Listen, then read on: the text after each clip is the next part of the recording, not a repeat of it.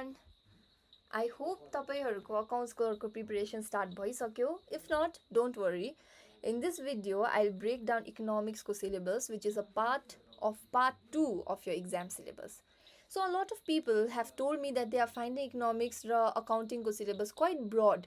But I assure you that this video will help you in breaking every chapter in simple language so that you know exactly what you are studying in economics, okay? So first, you have to understand this. The economic syllabus for accounts clerk isn't filled with difficult graphs, demand supply or calculations. In fact, most of it is based on class 10 economics with 6 major topics: understanding economic development, development sectors, money and credit, globalization, decentralization, government budget and economy. Now, people who have read economics before loosely bhapani, do you notice what is missing? There is no demand and supply, elasticity, consumer behavior, market structure, or production theory, which means this syllabus focuses much more on understanding how the economy actually works. So, my suggestion, don't just study for the sake of passing the exam. It's like एकदमै real world सँग relate गर्दै पढ्नु and you will find it very interesting. So I'll go through each chapter and tell you what is it about and the key terms that you should know. Remember, yo video चाहिँ तपाईहरुलाई एउटा clear overview दिनु लागि हो. So we'll get into detail for each chapter in the next upcoming videos, okay? So chapter 1 is understanding economic development. So this chapter answers one simple question: how do we know whether a country is actually developing? Keywords that you should know about is development, economic growth, human development, per capita income, HDI, literacy, poverty, unemployment. Okay, everything will be covered in this chapter. These are the key terms you should be knowing. Think of this chapter as measuring a country's progress. Next is chapter 2 is development sectors. This chapter divides the economy into different sectors.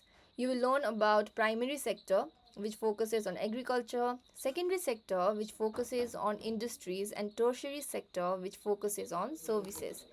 You'll also understand about public sector, private sector, organized, unorganized sector. So it seems like there are a lot of sector, but once you understand the terms, it's very easy. Like you can relate it with everything going on around you. So real life examples तपाईहरुले पाइहाल्नुहुन्छ, which makes this term very easy to remember, okay? So basically here you will learn who produces what and what each sector contributes to the economy. Now, chapter 3 is money and credit. This is a bit technical. Key terms here include money, banks, money multiplier. I forgot to mention it in this PPT, but it is an important topic. यो अलिकति technical छ. RBI, loans, deposits, credit, interest, formal credit, informal credit. You will learn why money replaced barter and how banks help the economy grow. Isn't it interesting? You will be learning how the world and the economy actually works. The fourth chapter is globalization. This chapter explains how countries become connected. Key terms: imports, exports, MNCs, WTO, liberalization. You learn how businesses today operate across countries. Chapter 5, decentralization. Now this chapter is about sharing power. Key terms here is central government, state government, local government, panchayat, municipality. So instead of one authority making every decision, power is shared with local bodies. So you will learn how this sharing of power reflect in the economy. Now, chapter 6 is government budget and economy.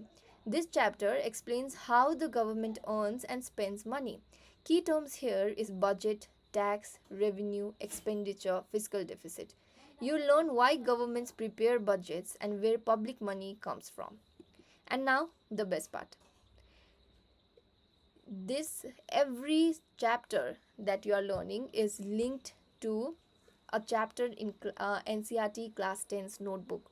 So you'll find all of this terms, all of these themes in that notebook itself, okay, in NCERT class 10 itself. So it becomes quite easy. So you can understand how easy or how or yo concept चाहिँ नि it's very अब तिमी तपाईहरुले बुझ्नु भयो भने चाहिँ it's very easy to understand. It's conceptual but it's linked. Every chapter builds on the previous one. So first you understand development, then you learn which sectors create development, how money supports it, how globalization affects it, how power is shared, and finally how the government manages the economy through its budget. So if you're starting economics from scratch, don't worry. It's much more about understanding concepts than memorizing formulas. So in the next videos, we'll cover each chapter one by one in detail, starting with understanding economic development. And yeah, as always, all the best with your preparation. Do